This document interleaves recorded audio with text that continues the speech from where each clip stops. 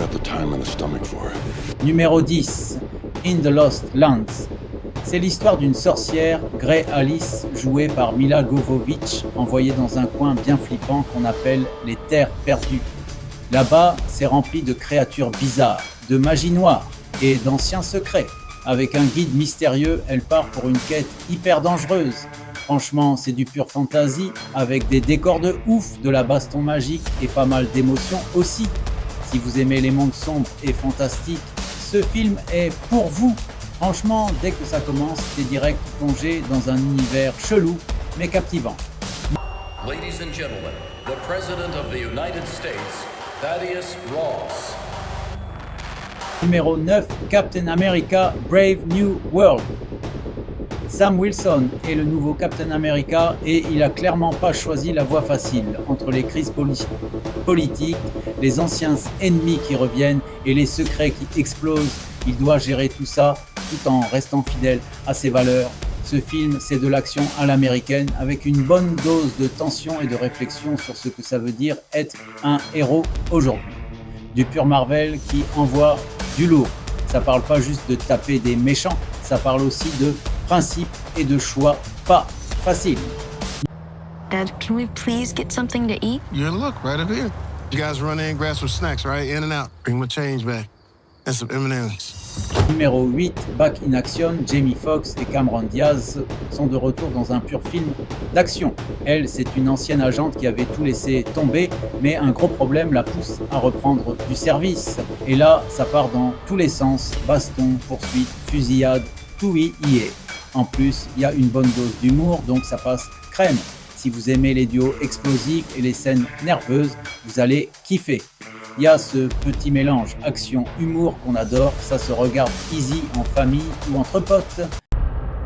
You want to talk about it? My mom wants us to leave everything behind. Sometimes it is the only way to move forward. Numéro 7, Karate Kid Legend. Un jeune des quartiers de Brooklyn tombe sur 2 maîtres du karaté, Daniel LaRusso et Mr. Han, joué par Jackie Chan. Il l'aide à se défendre contre un gang violent, mais aussi à se découvrir lui-même. Ce film mélange tradition et modernité avec des scènes de combat bien stylées et une vraie leçon de vie. Pour les fans de karaté et les nostalgiques, c'est un kiff assuré, c'est motivant, ça te donne envie de te lever et d'aller t'entraîner direct. I'm good, boss.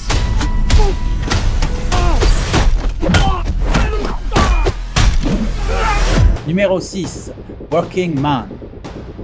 Un simple ouvrier empêche un attentat et devient une cible. Du jour au lendemain, sa vie bascule et il doit fuir pour protéger sa famille.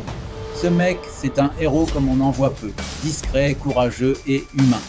Le film est intense, très réaliste et ça montre qu'on peut faire des trucs incroyables même sans super pouvoir. C'est le genre de film qui te fait dire « Et si c'était moi, j'aurais fait quoi ?» I just came from a crime scene. 9 bodies. Numéro 5, Avoc Tom Hardy dans un rôle de flic qui envoie de toutes les couleurs.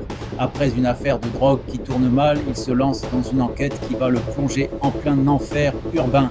Les combats sont brutaux, les dialogues sont secs et l'ambiance est ultra tendue. Si vous aimez les thrillers sombres avec des personnages bien profonds, foncez.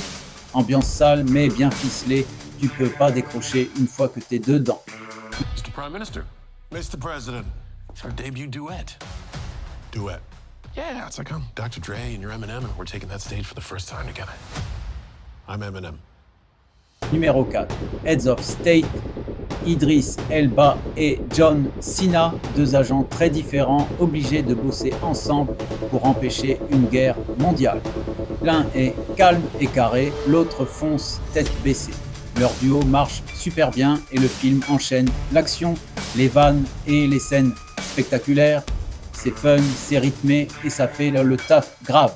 C'est un vrai buddy movie comme on aime avec de la grosse ambiance et des punchlines qui claquent. You must become the assassin. You will always be weaker. You will always be smaller. Numéro 3, Ballerina, John Wick Universe. Anna de Armas joue une tueuse entraînée dans le même monde que John Wick. Elle veut venger sa famille et croyez-moi, elle fait pas dans la dentelle. Les scènes de combat sont belles, précises, presque comme une chorégraphie. C'est élégant et violent à la fois.